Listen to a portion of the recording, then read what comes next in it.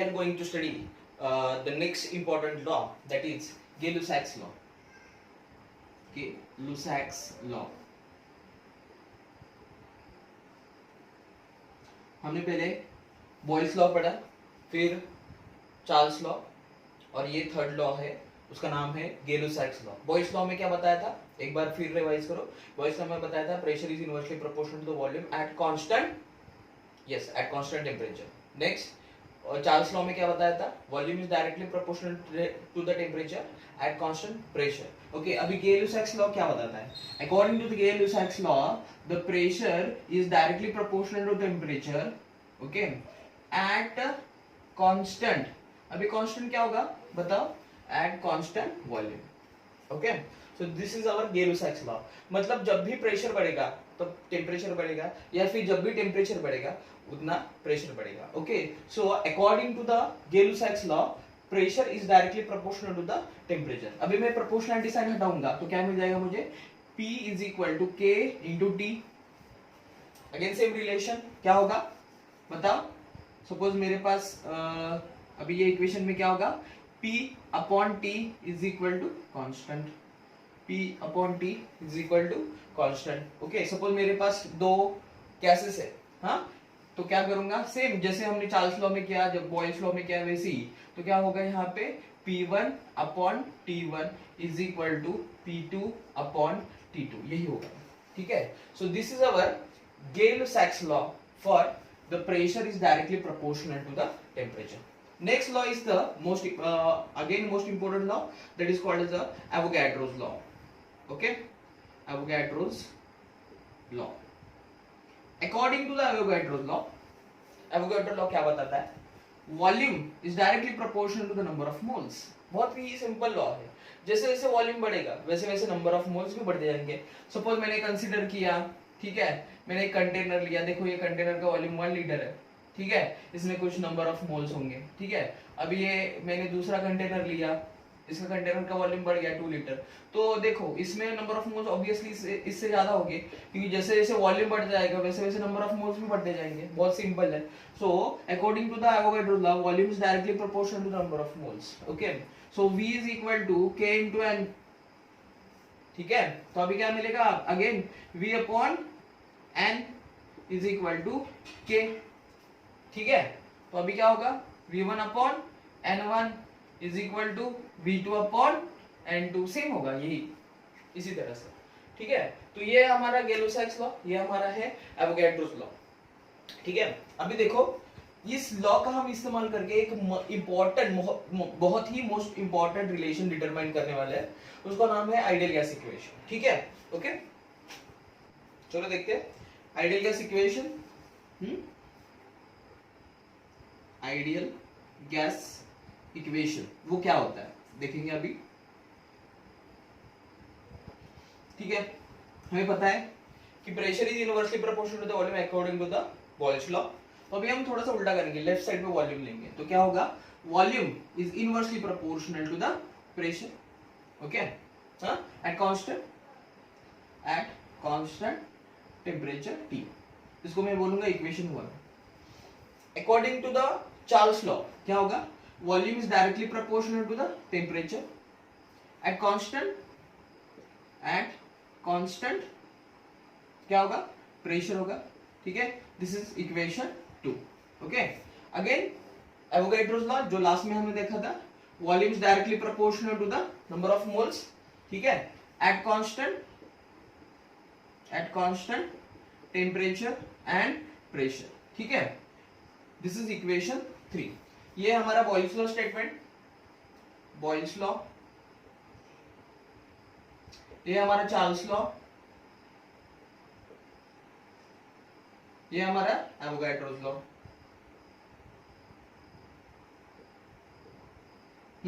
तो अभी आप देख रहे हो कि इक्वेशन 1, 2, 3 में लेफ्ट साइड पे क्या है? वॉल्यूम है, तो हम ये इक्वेट करेंगे. सो equating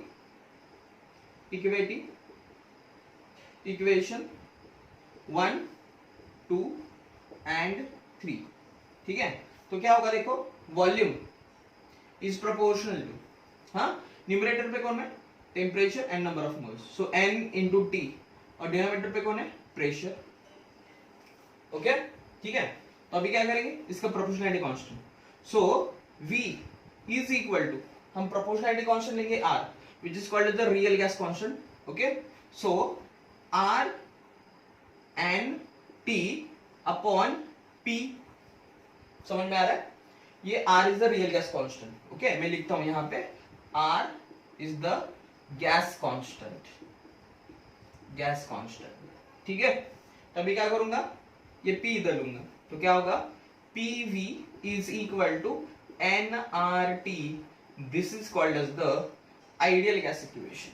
This is called as the ideal gas equation. Okay, इसे क्या बोलते हैं, ideal gas equation. समझ में आया? Okay, हाँ, तो ये इक्वेट करके हमने क्या निकाला, PV is equal to nRT निकाला। अभी ये R की वैल्यू क्या होगी, ठीक है, ये R की वैल्यू क्या होगी, R, हाँ, value of R, value of R at STP, standard temperature and pressure. ठीक है, तो R की वैल्यू होगी, R is equal to 0.0821, okay, litre atmosphere, litre atmosphere per kelvin per mole. Okay, litre, अगर जब आपको वॉल्यूम, वॉल्यूम लीटर में दिया है, प्रेशर एटमॉस्फेयर में दिया है, ओके, पर मोल पर केल्विन। ठीक है, हाँ, next R is equal to 8.314 joule per kelvin per mole. अगर आपको ये PV जूल में होगा, ओके, तो क्या होगा, R की value 8.314 joule per kelvin per मोल, और R की वैल्यू क्या होगी, R is equal to, actually calorie में आता है नियर अबाउट 1.9 है, तो हम उसको लेंगे अप्रोक्सीमेटली 2 कैलोरी पर केल्विन पर मोल। समझ में आ रहा है, R की वैल्यू अलग अलग होती है, तो आप प्रॉब्लम में कंफ्यूज मत हो कि सपोज आपको वॉल्यूम दिया है लीटर में, ठीक है, तो आप क्या करेंगे, R की वैल्यू 0.0821 लेंगे। सपोज आपको R की वैल्यू दिया है, इधर टेम्परेचर केल्विन में दिया है और PV वर्क डन जूल में दिया है, तो आपको R की वैल्यू क्या लेना पड़ेगा, 8.314, और कैलोरी में दिया है तो आपको क्या लेना पड़ेगा, 2 लेना पड़ेगा। ओके ठीक है, चलो नेक्स्ट पॉइंट देखते हैं, हम मिलाएंगे। Okay, so our equation is PV is equal to nRT।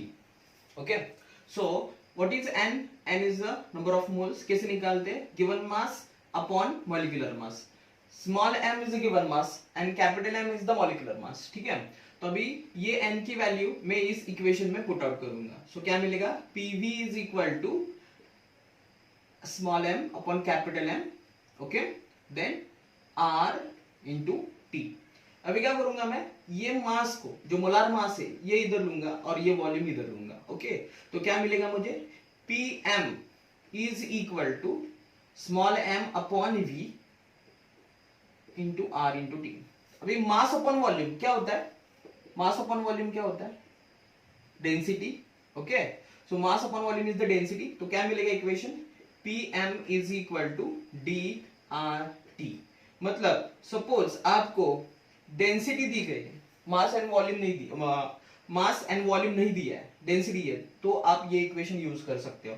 Okay, so PM is equal to DRT। अभी प्रॉब्लम कैसे पूछेंगे कि आपको to find out the molar mass, मतलब ये मोलर मास मतलब गैस कौन सा होगा, ये आपको फाइंड आउट करना पड़ेगा, तो आप सिंपली क्या कर सकते हो, m को इधर रख सकते हो, सो DRT अपॉन P, मतलब डेंसिटी दी होगी उसकी, R की वैल्यू तो आपको पता है, जो यूनिट्स है उसके according to that you have to select it. Okay, next temperature जो भी है वो आपको कन्वर्जन करना पड़ेगा, और आप मॉलिक्यूलर मास जो फाइंड आउट कर सकते हो, और उसके ऊपर आप कौन सा गैस है वो भी डिसाइड कर सकते हो। ठीक है, so m is equal to DRT upon P, this is our again next equation.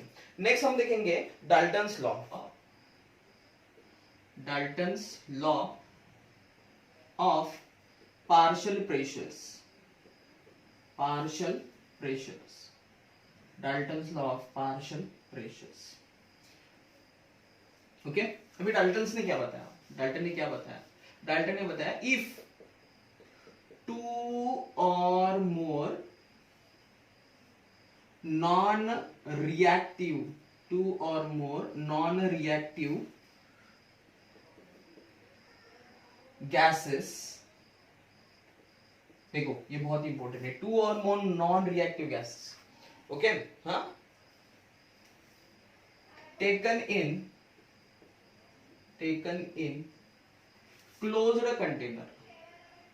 closed container at constant temperature, then total pressure PT is equal to P1 plus P2 plus P3 and so on up to Pm. मतलब जो partial, जितने सारे gases होंगे उतने सारे gases का मिला के ये क्या होगा, टोटल प्रेशर होगा, ठीक है, ओके। तो अभी देखो पार्शियल प्रेशर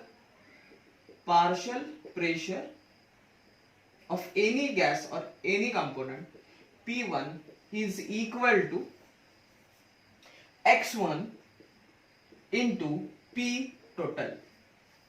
अभी ये X1 क्या होता है, X1 is the mole fraction and PT is the total pressure, ठीक है। तो अभी हम देखेंगे कि X1 क्या होता है, ठीक है। So X1 is the mole fraction, आपने सॉल्यूशन कोलिगेटिव प्रॉपर्टी में देखा होगा X1, so mole fraction is the X1।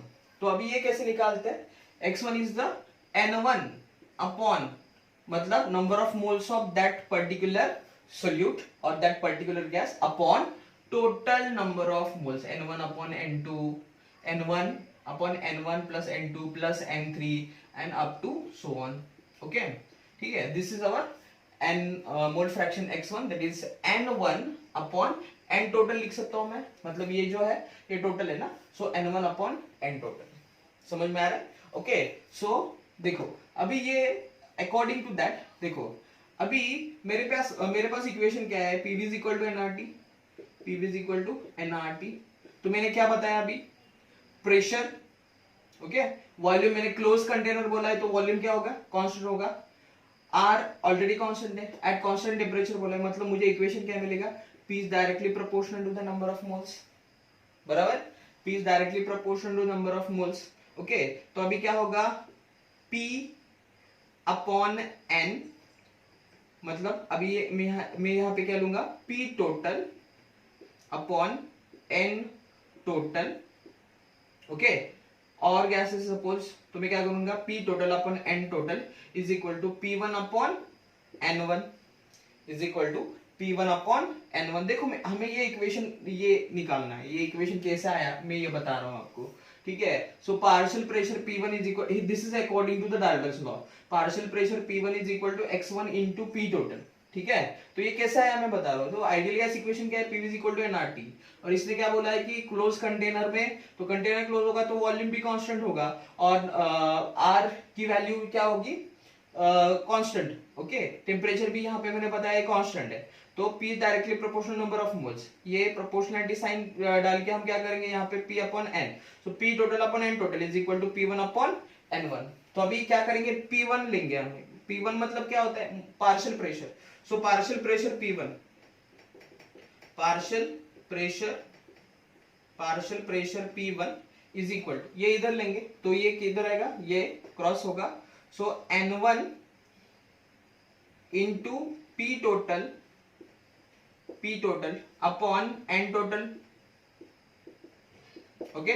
तो अभी डिनोमिनेटर सेपरेट करूंगा, ये N1 अपॉन N टोटल क्या होगा, N1 अपॉन N टोटल, देखो यहाँ पे N1 अपॉन N टोटल क्या है, mole fraction, that is X1, okay, this is our X1 and this is P total.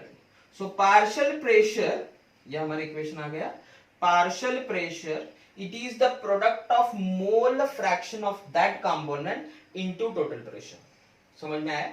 if two or more non-reactive gases, मतलब non reactive में जब अगर वो रिएक्टिव होंगे तो एक दूसरे के साथ रिएक्ट कर जाएंगे, ठीक है। सो if two or more non reactive gases taken in a close container, then partial pressure of any gas P1 is equal to mole fraction of that component into total pressure. This is the Dalton's law of partial pressure. Okay, ठीक है।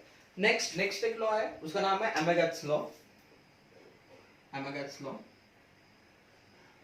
ज्यादा कुछ important नहीं है उसमें, सिर्फ नाम के लिए बताया। उसने सेम बताया कि टोटल वॉल्यूम क्या होगा, summation of volume of the all components, so v1 plus v2 plus v3 plus and so on and vn. Okay, so this is called as a Amicus law, ज्यादा कुछ important नहीं है। next okay, next important law, that is Graham's law. Graham's law of diffusion. Graham's law of diffusion. तो पहले हम देखेंगे कि diffusion और इफ्यूजन क्या होता है। Diffusion is the spontaneous intermixing of the gases. Spontaneous intermixing of two or more gases to form homogeneous mixture, to form homogeneous mixture। समझ में आया? ग्राम्स लॉ ऑफ डिफ्यूजन क्या होता है, स्पॉन्टेनियस मतलब स्पॉन्टेनियसली गैसेस क्या होता है, एक दूसरे में मिक्स हो जाते हैं और एक होमोजेनियस मिक्सचर मिल जाता है आपको, this is called diffusion. Effusion okay, so effusion क्या होता है, it is the escaping of the gas from a tiny hole. मतलब एक टाइनी होल से जो गैस निकलता है उसको हम क्या बोलेंगे, इफ्यूजन बोलेंगे। और ठीक है, so this is our diffusion और एफ्यूजन। तो ग्राहम्स ने क्या बताया, रेट ऑफ डिफ्यूजन और effusion is inversely proportional to the square root of the molecular mass. जितना ज्यादा मॉलिक्यूलर मास होगा उतना उसका रेट क्या होगा, कम होगा, मतलब ये इनवर्सली प्रोपोर्शनल है। सो रेट ऑफ, ग्राहम्स ने क्या बताया, rate of diffusion is inversely proportional to the square root of molecular mass. ठीक है, सपोज मेरे पास दो गैसेस है तो मैं क्या करूंगा, R1 upon R2 is equal to, ये इनवर्सली प्रोपोर्शनल है तो ऊपर जाएगा तो क्या होगा, M2 अपॉन M1। ठीक है, ओके, सपोज मेरे पास दो गैसेस है तो मैं क्या करूंगा, M2 अपॉन M1, क्योंकि इनवर्सली प्रोपोर्शनल आपको समझ में आएगा। ठीक है, सो रेट ऑफ डिफ्यूजन क्या होता है, rate of diffusion is equal to volume of gas diffused or effused per unit time। मतलब सिंपल, रेट क्या होगा, वॉल्यूम पर यूनिट टाइम। ठीक है, तो अभी एक और फॉर्म मिल गया, यहाँ पे क्या मिला, rate of diffusion is inversely proportional to square root of molecular mass and rate of diffusion is volume upon volume per unit time. Rate मतलब आता है, रेट ये वर्ड आ गया तो डिनोमिनेटर में क्या होगा, ऑब्वियसली टाइम होगा। ठीक है, तो अभी हम क्या करेंगे, देखो R1 upon R2 is equal to V1 by T1 upon V2 by T2 is equal to square root of M2 by M1। बहुत सारे रिलेशन निकाल सकते हैं आप, ऐसे भी निकाल सकते हैं। Suppose T1 is equal to T2 है तो क्या करेंगे, R1 by R2 is equal to V1 by V2 is equal to root of M2 by M1। As we know that volume is directly proportional to the number of moles, तो again एक relation मिलेगा, R1 by R2 is equal to N1 by N2 is equal to root of बहुत सारे relation हम निकाल सकते हैं, ठीक है। सो ग्राम्स लॉ डिफ्यूजन यही बताता है कि rate of diffusion is inversely proportional to molecular mass, और ऐसे हम बहुत सारे रिलेशन निकाल सकते हैं। और ये हमें प्रॉब्लम्स में पूछा जाता है कि कुछ भी वैल्यू दी जा सकती है, सपोज ये और ये रिलेशन भी काम आ सकता है, नंबर ऑफ मोल्स, ये रिलेशन, ये और ये रिलेशन भी काम आ सकता है। मतलब एक गैस का रेट ऑफ डिफ्यूजन दिया है, दूसरे गैस का रेट ऑफ डिफ्यूजन पूछा है, नंबर ऑफ मोल्स दिए होंगे या फिर मॉलिक्यूलर मास दिया होगा। सो ऐसे कुछ भी आपको पूछ सकते हैं, तो आपको ये ध्यान में रहना चाहिए कि R1/R2, सो ये relation, so grams law of diffusion is very important relation, okay, ठीक है।